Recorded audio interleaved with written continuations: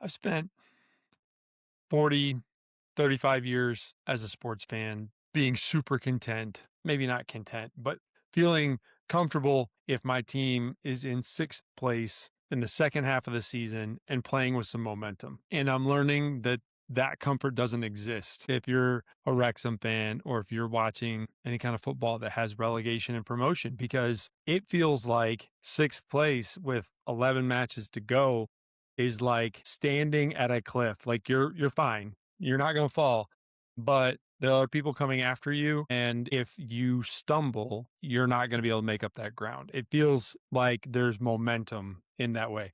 And there has to be momentum in the other way to move them towards fifth place, towards sixth place. It's just such a different feeling going into the end of the season. Anyway, big week, big win, big opponent. Well, I never understood all the fuss about that game they call football to us.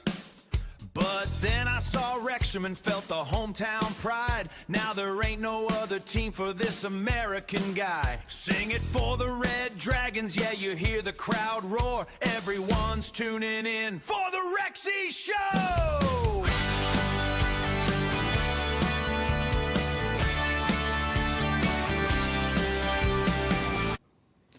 Welcome to the Wrexie Show, featuring me, Casey, but the podcast, the channel, the shows, they're about Wrexie because that's my dog. And I realize, even though it's episode 3, have not had the opportunity to, actually that's not true. I've had all of the opportunity in the world, but winging it here and learning as I go, I realize I never even explained that the reason I named the show Wrexie, the Wrexie Show, is because my dog's name is Wrexie. And as you can probably tell where this is going, my dog is named Wrexie because of Wrexham. And there's a little more to that story, and maybe that'll come out sometime.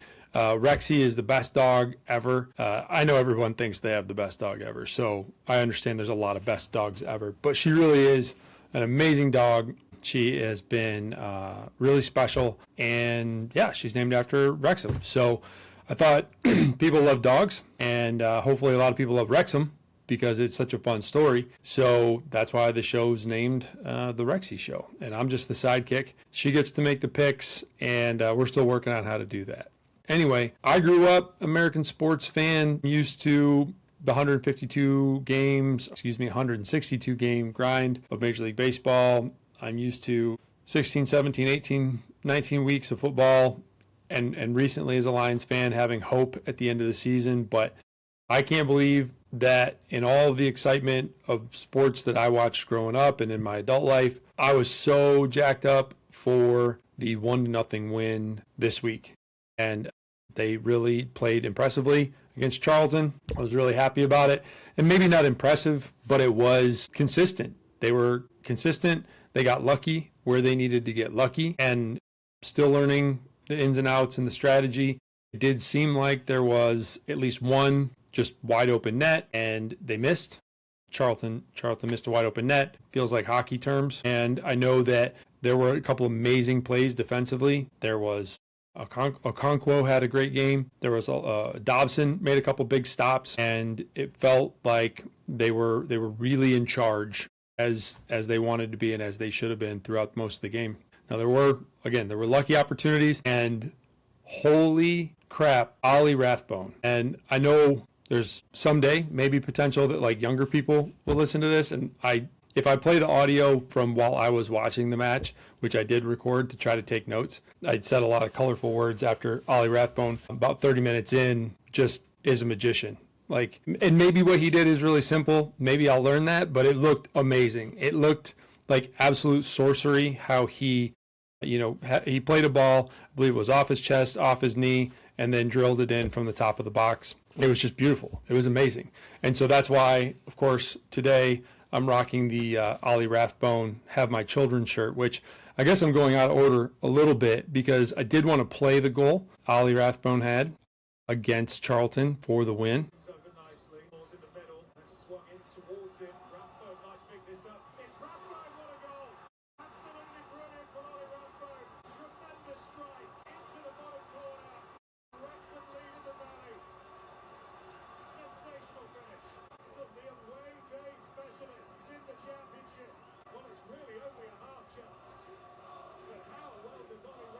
Yeah, he's just amazing to watch, and he always comes through in the clutch. Seems like he is where the ball is. He sees where it seems that he's always in front of the goal. I think it's really special. It's one of the reasons I bought the shirt is, and I need to play the clip that explains the shirts.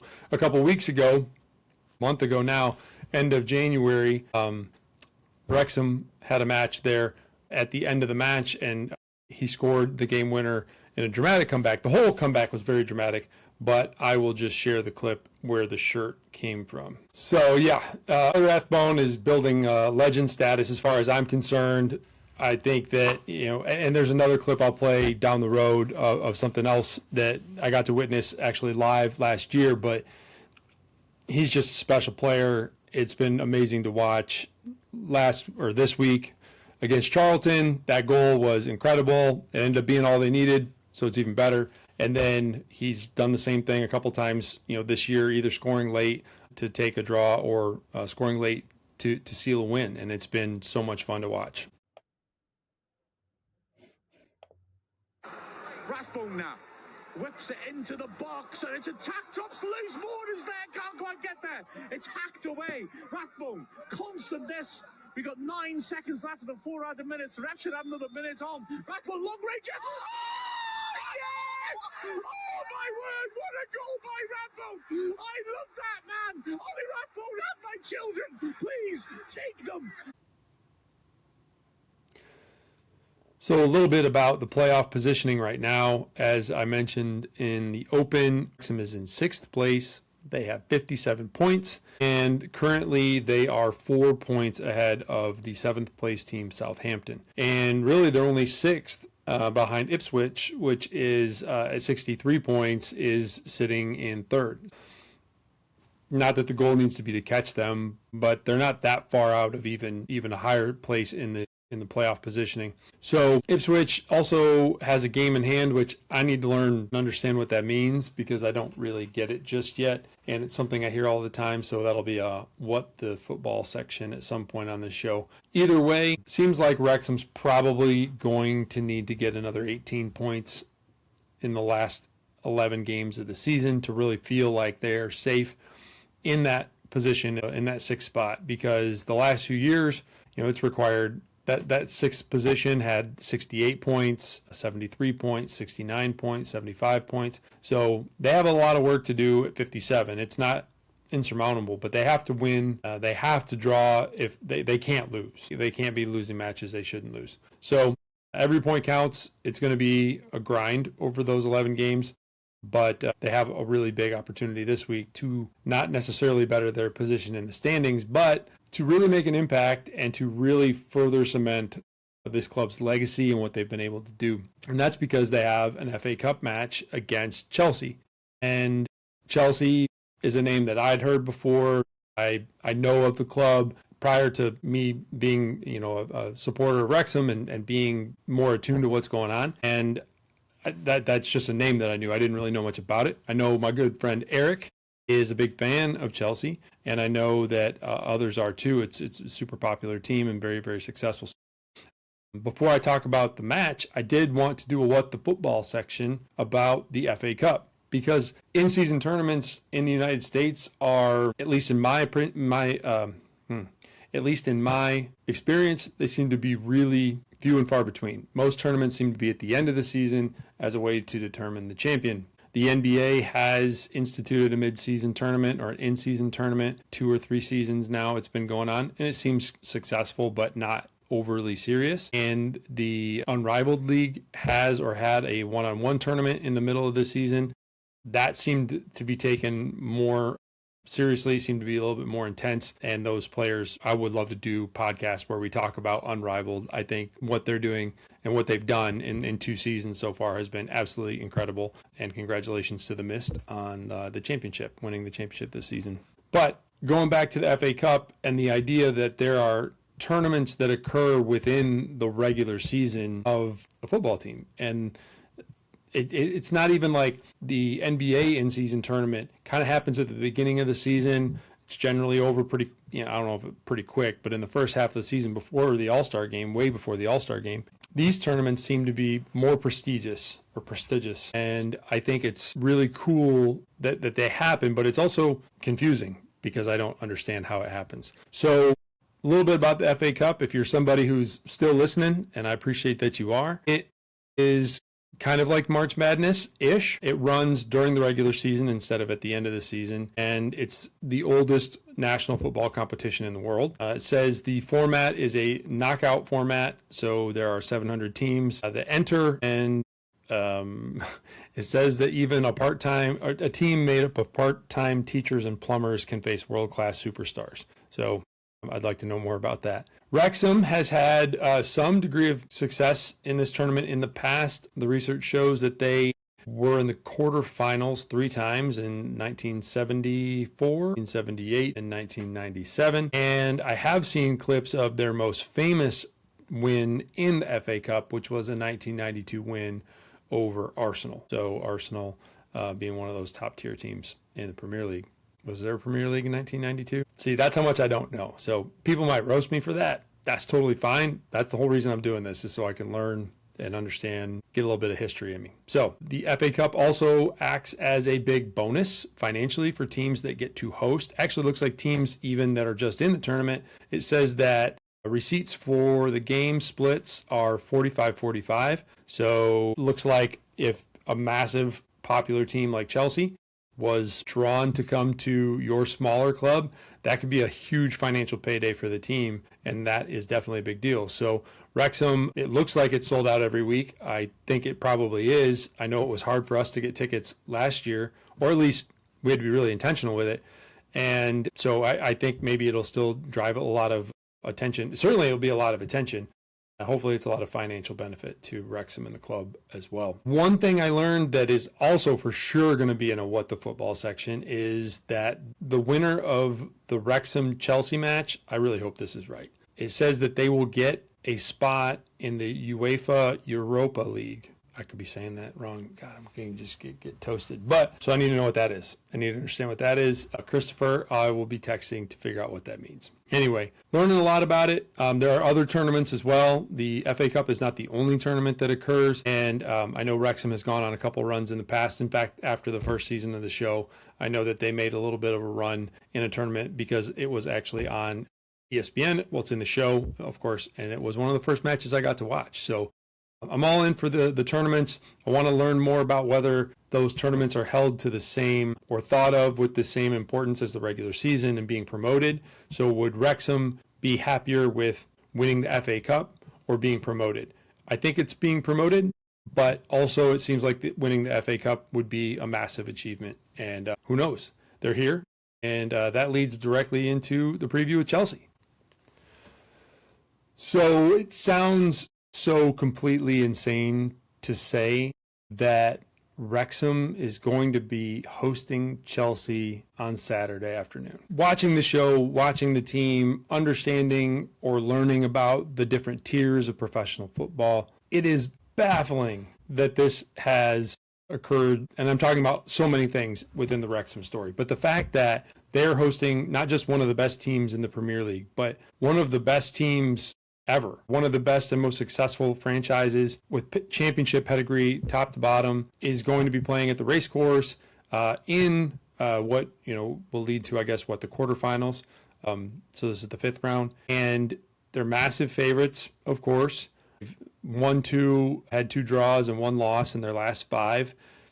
Wrexham is 4 wins, 1 draw, no losses in their last 5. That doesn't necessarily mean anything, but I think it's important to show both teams are good teams. I mean, I don't know shit from shampoo when it comes to whether or not a team like Wrexham can really beat Chelsea, except I do know that it's possible because they have a match. They have earned the right to play Chelsea, and who knows? I mean, they have beaten Premier League teams this season, not a top 5 team, top 6 team in the Premier League, but still a Premier League team. They've beaten multiple teams that were in the Premier League last season and got relegated. Not that that's something to hang your hat on, but I just think that it means that they have the ability and they've earned the right. So who the hell knows what could happen on Saturday. I know I'm going to be very excited. I'm going to be very into it. I'm ready to go. I've got my gear. Like, it's going to be a great afternoon of watching some soccer and doing it on the computer with a couple friends. So I'm really excited to see some people and probably learn a whole bunch from some people that have watched a lot more football than I have. So I'm really excited for this match. I don't even think it's necessarily really fitting of like the David versus Goliath sports stereotype anymore. It isn't in a way, but it's not really. I mean, Wrexham is making massive strides. They're not a beer league team. They are a professional organization that's developing every day, developing every game. And so, yeah, I think it's totally possible. And even when you look at the payroll, and this happens in Major League Baseball, probably, it seems like more than the other professional sports here, but there can be massive disparity between total team payroll. And these two teams play in different leagues, different levels. So they are not expected to have the same or the similar payroll. But the research I have, the numbers I have say that Chelsea's active payroll is approximately 143 million pounds. And Wrexham's is 18 million pounds. Yeah, like massively different. What is that? 12% of the payroll, 13% of the payroll. Who knows? But who knows? Those guys all want to go out there and show that they can play at that level. In some ways, they're kind of auditioning, right? And hoping that they play themselves. They're trying to stay in position to be in the playoffs. And if they are in the playoffs, they want to be able to say, we deserve to be on this team moving forward into the Premier League, right? So this is their opportunity to do that on the pitch with Premier League competition. So we're going to get ready for Rexie's prediction, but I am pretty confident who she's going to pick. So, while the world expects a London stroll, I'm seeing a 1-0 masterpiece for the Reds. Call it optimism, call it a cinematic script, but I call it inevitable. I'm going with the town, the upset, and the clean sheet. Up the town!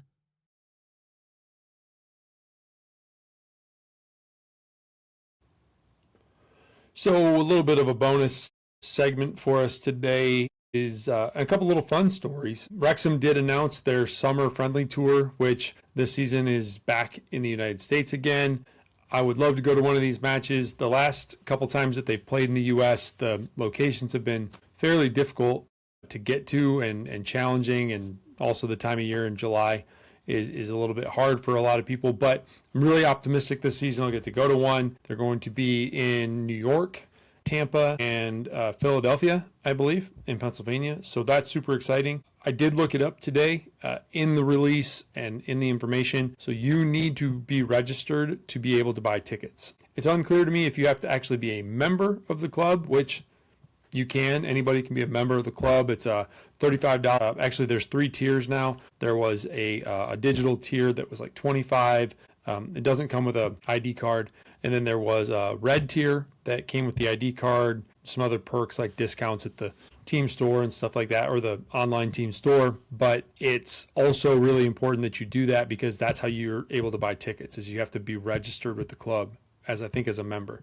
So I went ahead and renewed my membership. I had to do that last year in order to buy tickets to the match we got to go to. So if you want to attend one of these, you need to register to buy tickets as a supporter, as a member, and you can do that right there on their website. The other cool story that was all over my social media feeds, which is hilarious and on brand and also still kind of shocking as a sports fan, but yeah, for the Friday the 13th match against Swansea, Ryan Reynolds and Rob McElhenney are going to be in the broadcast booth for Sky Sports. So I'm excited. I think I read that it will be also the same broadcast that's on Paramount. So if you watch through the Paramount app, then you'd still be able to watch and listen to them. So if they're really going to be in the booth the whole match and talking and calling the match, this is going to be pretty wild. I think I'm used to seeing maybe a owner of a team drop in the booth for just a couple quick questions, maybe to celebrate some kind of milestone or anniversary or some kind of special occasion. So this feels like new media to me. This feels like new sports broadcasting, and Sky Sports, EFL, whoever had to approve this is really leaning into the personality side that Rob and Ryan are bringing to ownership. And it's so cool to really see it. And while these guys are on the screen, I just think it's another opportunity to say, if you haven't watched Welcome to Wrexham, I couldn't more highly recommend a show to anybody. And clearly I'm a fanboy, I'm a supporter, I'm all this stuff. It's such a great show. It's such a great story. It's entertaining, it's educational. And if you're not in on these guys, if you're not in on this team, this is like the greatest sports story in the history of sports stories. And we're living it, professional sports anyway. And we're living through it. And it's such a cool ride to be on. So watch the show if you feel the need. Watch the team, watch the games. This is such a fun ride, and I appreciate you sharing some of your time with me while I talk about it, because that's really all I want to do. That's all this is. This is just an opportunity for me to talk about this club that I love, and it doesn't make sense. I love it, and I'm as invested emotionally with this club as I am the Detroit Lions, as I am Western Michigan University. It is unreasonable, and I love it. So thanks for hanging out. And I did talk to Wrexie. We did record it, but I'll have to post it later. She predicts another clean sheet. She predicts 1-0 win on Saturday at the race course against Chelsea, and she predicts that Wrexham will advance to the next round of the FA Cup. So I hope she's right. I'll be watching, and I hope you are too. Thanks for listening, and up to town. Well, I never understood all the fuss about that game they call football to us. But then I saw Wrexham and felt the hometown pride. Now there ain't no other team for this American guy. Sing it for the Red Dragons, yeah, you hear the crowd roar. Everyone's tuning in for the Wrexie Show!